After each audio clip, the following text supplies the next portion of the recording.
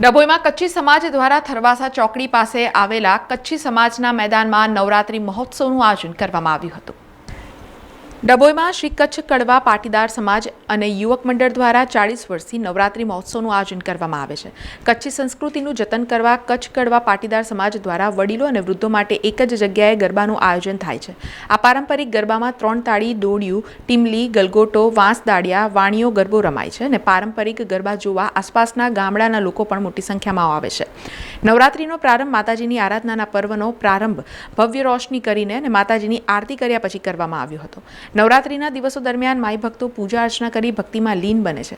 ડભોઈ કચ્છી સમાજના મહિલા આગેવાન જયા પટેલના જણાવ્યા મુજબ દરેક તહેવાર અમે એક જ જગ્યા પર કરીએ છીએ જેથી દીકરી વહુ કે દીકરાઓ બહાર રમવા ન જઈ શકે અને સાથે મળી એક જ સાથે ગરબા રમી શકે। શ્રી કચ્છ કડવા પાટીદાર ડભોઈ સમાજ અને યુવક મંડળ આયોજિત અહીંયા 46 વર્ષથી અમે નવરાત્રીનો તહેવાર ઉજવી રહ્યા છીએ। જ્યારે પશ્ચિમી વાયરા વાઈ રહ્યા છે ત્યારે અમે અમારી સંસ્કૃતિને જાળવી રાખી છીએ અને અહીંયા જે અમે ગરબાઓ રમીએ છીએ તેવા જે તહેવારો ઉજવીએ છીએ, જન્માષ્ટમી, બધા તહેવારો અમે અહીંયા ઉજવીએ છીએ, એનો મેઇન ઉદ્દેશ્ય એ જ છે કે અમારા દીકરા વહુઓ ક્યાં બહાર રમવા ન જાય।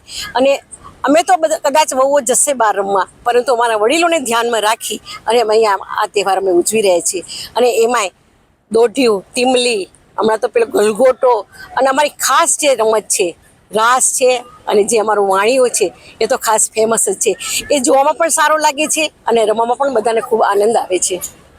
આ અમારી સંસ્કૃતિ છે। આ સાંસ્કૃતિક ગરબાનું આયોજન 46મું વર્ષ છે અને નિરંતર 9 થી 12ના ટાઈમે અમારી કચ્છી સમાજની સંસ્કૃતિમાં વડીલોએ જે સિસ્ટમથી ગરબા કર્યા છે એ સિસ્ટમથી રાસ ગરબા અને 3 તાળીથી બધી જ રમત અહીંયા ગાડી બધા સાંસ્કૃતિક રીતે અને એકદમ વ્યવસ્થિત સંસ્કૃતિની રીતે રમે છે અને 9 થી 12નો સમય છે। ખાસ અહીંયા ગાડી અમારી કચ્છની 3 પ્રકારની રાસ અને અહીંયા ગાડી જે બીજા દોઢિયુંને જે રમે છે એ અહીંયા ગાડી એકદમ સંસ્કૃતિની રીતે અને સારી શિસ્તબદ્ધ રીતે રમવામાં આવે છે।